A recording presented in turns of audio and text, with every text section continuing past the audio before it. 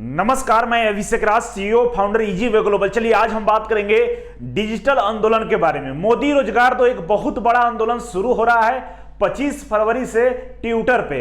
और आप सभी से अपील है, अगर आप आईटीआई किए हैं और आईटीआई फील्ड से जुड़े हुए, चाहे आईटीआई के डायरेक्टर हो, चाहे एक छात्र हो या आप सरकारी नौकरी की तैयारी करते हो, इस आंदोलन का हिस्सा जरूर बने। अगर आप इस आंदोलन का हिस्सा नहीं बनेंगे तो आने वाले भविष्य में हो सकता है आपको नौकरी ना मिले, क्योंकि सरकार बहुत दिनों से, बहुत सालों से कह सकते हैं, रोजगार को लेकर सो चुकी है। उनको जगाना पड़ेगा, क्योंकि जो वादा 2014 में मोदी जी ने किया था इस देश के जनता से, देश के छात्रों से, वो वादा पूरा नहीं हो रहा है। बहुत सारी कंपनियों को बेचा जा रहा है, रोजगार के नाम पर केवल ठगी हो रही है, मतलब रोजगार नहीं दिया जा रहा है। बहुत सारे वैकेंसीज है जो नहीं आ रहे हैं। जैसे इलेक्ट्रिसिटी बोर्ड की बात करें, यूपी पीसीएल हो, यूपी आरबीडीएल हो, बिहार इलेक्ट्रिसिटी बोर्ड हो, मतलब पूरे देश के बहुत सारे इलेक्ट्रिसिटी बोर्ड है जहां पे 5-6 साल से बहाली नहीं आई है और इसको बेचने का प्रयास किया जा रहा है। इसके अलावा आईटीआई में, पूरे देश के सभी आईटीआई में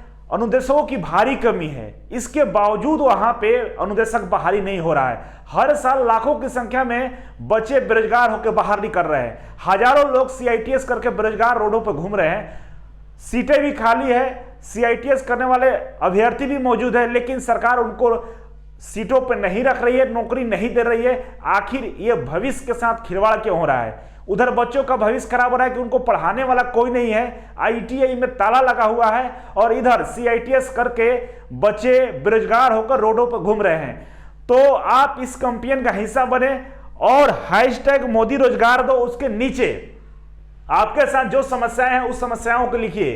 क्या आपको आईटीआई में अनुदेशक बनना है? क्या आईटीआई के बाद आपको मेट्रो में, रेलवे में या कहीं भी नौकरी करना चाहते हैं? वहां पे लिखिए कि आपके साथ क्या समस्या है, क्यों नहीं नौकरी आ रही है, क्यों नौकरियों को रोक दिया गया है।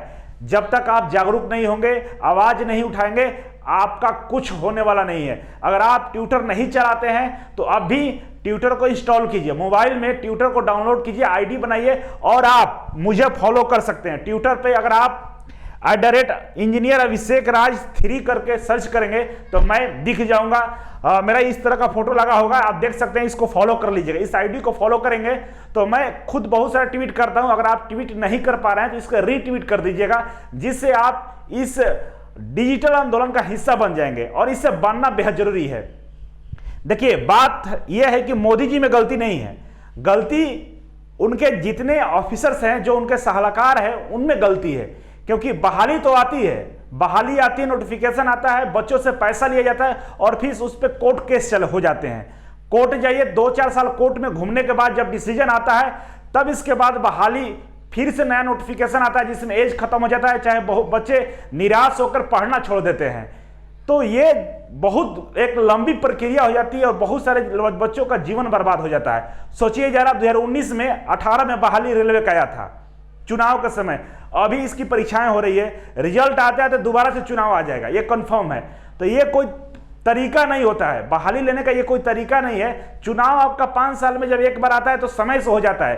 पहले से डिसाइड होता है कि रिजल्ट किस दिन आएगा, प्रधानमंत्री का शपथ ग्रहण किस दिन होगा, और आपका ये नौकरी का जो फॉर्म आता है इसका कोई डेट ही नहीं रहता है डिसाइड। कब एग्जाम होगा, कब एडमिट कार्ड आएंगे, कब रिजल्ट होगा। बच्चे इंतजार करते करते जीवन बीत जाता है, रोड पर आ जाते हैं, कुछ नहीं कर पाते हैं। आप क्या बोले थे? आप मुझे एक मजबूत सरकार दीजिए, मैं आपको मजबूत भारत दूंगा। इसी नारे से के चलते पूरे यूथ, जो युवा थे, 2014 में 100% मोदी जी को सपोर्ट किए थे। मैं उसमें खुद था, मैं लगभग 10-15 वोट दिलवाया हूंगा एक्स्ट्रा। जो मोदी जी को वोट देने वाले नहीं थे, मतलब बीजेपी के वो लोग कैंडिडेट नहीं थे, दूसरे पार्टियों के लोग थे जो इनको वोट दिए थे। मैं दिलवाया था कि भाई देश में एक परिवर्तन होना चाहिए। जो मोदी जी का विजन था, जिन्होंने जो वादा किए 2014 की, इनका स्पीच सुनिएगा। ऐसा पावरफुल स्पीच है कि सुनने के बाद आदमी ट्रस्ट कर लेगा। क्यों नहीं करेगा भाई? जब एक प्रधानमंत्री लेवल का कैंडिडेट कोई स्पीच दे रहा है, बता रहा है कि मैं इस तरह से दुनिया को बदल दूंगा, भारत को बदल दूंगा, और वो सारा स्पीच आज झूठा हो चुका है। क्यों झूठा हो गया? कहीं ना कहीं कारण यह है कि मोदी जी का जो सलाहकार समिति है वो सही सलाह नहीं दे रहा है। और मैं मोदी जी आपको, अगर आपके हो सकता है बीजेपी के कोई मंत्री या लीडर इस वीडियो को देख रहे हैं, तो मैं आपको सलाह दे रहा हूं कि आप इनका जो विजन था 2014 में, उसी विजन पर आप लोग काम कीजिए। जिस तरह से बोल के सारा काम उल्टा हो रहा है, वो गलत हो रहा है। आपने करोड़ों रोजगार देने की बात कही थी, आपने सारा जो सरकारी सिस्टम है उसको दुरुस्त करने का वादा किया था, बेचने का वादा नहीं किया था कभी कि मैं बेच दूंगा। आप बहुत सारे फैक्ट्रियों को बेच डाले, बहुत सारे डिपार्टमेंट बंद हो गए, आप रेलवे की बहाली रोक दिए, टेक्नीशियन का इलेक्ट्रिसिटी बोर्ड हो गया, ये सबको प्राइवेट कर रही है। कहां का नीति है ये? गलत है। आप सोचिए जरा, हर कोई बिजनेस नहीं कर सकता है, हर कोई रोजगार नहीं कर सकता है। एक गरीब का लड़का, एक गांव का किसान का बच्चा जिसके पास खाने के पैसे नहीं है, जिसके पास पढ़ने के पैसे नहीं है, वो रोजगार कहां से करेगा? तो आप बोल देंगे कि लोन ले लीजिए।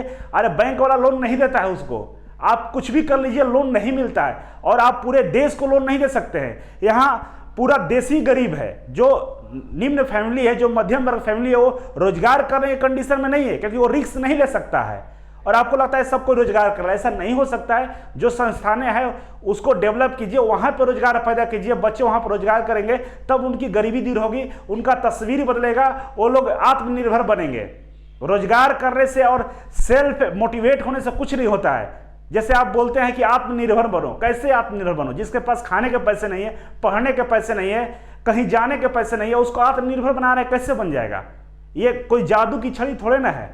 तो आप इस बात को मोदी जी को याद दिलाइए। आप लोग ट्वीट करें, हिस्सा बने, वश बने, क्योंकि आप देख रहे हैं आईटीआई में क्या हाल हो चुका है। ऐसा नहीं है कि देश में रोजगार की कमी है। अगर आप सही से इस्तेमाल कीजिएगा, सही से अगर आप समय पर बहाली लेंगे, सारे डिपार्टमेंट जो रिक्त सीटें उसको फुलफिल कीजिएगा, भरिएगा उसे, तो हमें लगता है कि ये रोजगार की समस्याएं नहीं होंगी। बस समस्याएं इसलिए हो गया है कि भर्ती के नाम पे केवल धांधली हो रही है, केवल नोटिफिकेशन निकाला जा रहा है, फॉर्म का दाम 1000 रखा जा रहा है, 1800 1500 रुपए। ये भाई किस तरह का न्याय है? एक गरीब बच्चा जिसको महीने का 1500 रुपए नहीं उसके घर में आता है, वो कैसे फॉर्म भरेगा? फॉर्म का पैसा 800 और 1000 रुपए कैसे लगते हैं? कैसे भाई ऑनलाइन एग्जाम लेना है, इतना खर्चा कैसे होता है आपको?